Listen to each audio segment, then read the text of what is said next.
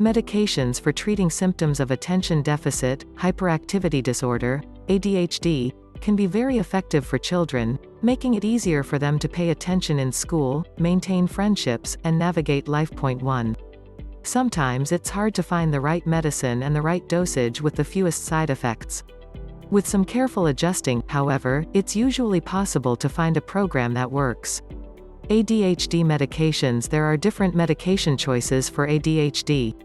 Most are stimulants, but that is not your only option. Non-stimulants can also be used.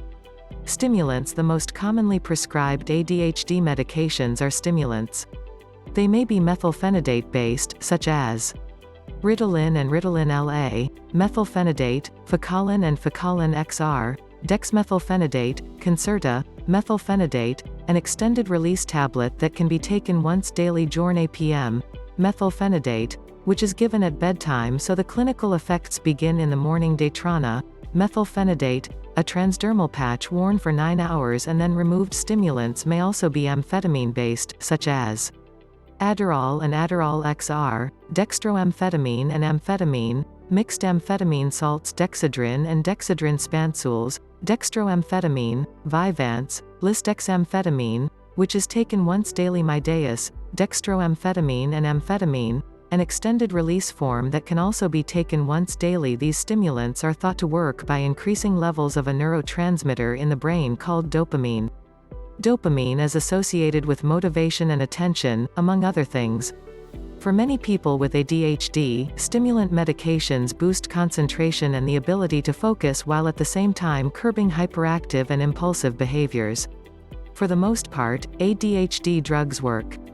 According to the ADHD treatment guidelines of the American Academy of Pediatrics, AAP, stimulants work to reduce symptoms of ADHD for most adolescents. 1.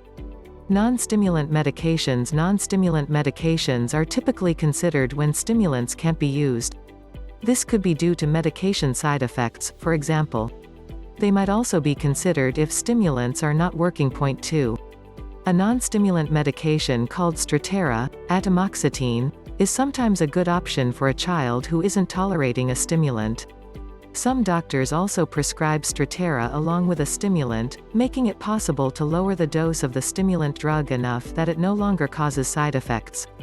Other medications used to treat ADHD include non-stimulants Catapris, Clonidine, and Tenix, guanfacine. These can be effective for impulsivity, hyperactivity, and sleep disturbances. When medication doesn't work. When a medication doesn't work or causes intolerable side effects, the options are usually to adjust the dose, either up or down. Switch to another medication. For example, if Adderall isn't relieving a child's symptoms or is making them cry a lot, then lowering their dosage or having them try one of the other stimulant medications may solve the problem.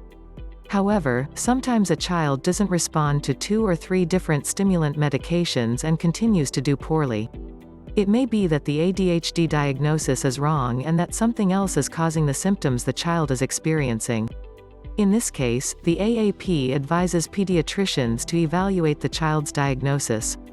It is also recommended to have the child tested for a coexisting condition such as depression, bipolar disorder, or a learning disability or behavioral problem.